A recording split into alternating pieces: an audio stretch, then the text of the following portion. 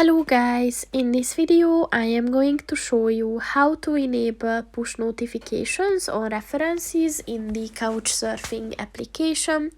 But first I just want to mention, don't forget to subscribe to my channel, because at 10,000 subscribers I am going to show you my whole YouTube revenue statistics and growth strategy, as well as how to make money online. Let's jump into it.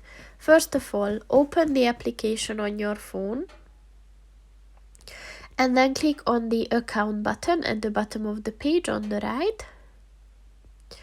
And then scroll down and click on the notification settings button. And if you scroll down a bit at the requests section, look for the references section. And below that, on the right side of the page, you will see the push button. And in order to enable it, just click on the white circle next to it. And once it turns black, the notifications are on. So that's pretty much it for this video, guys. See you in the next one. Goodbye.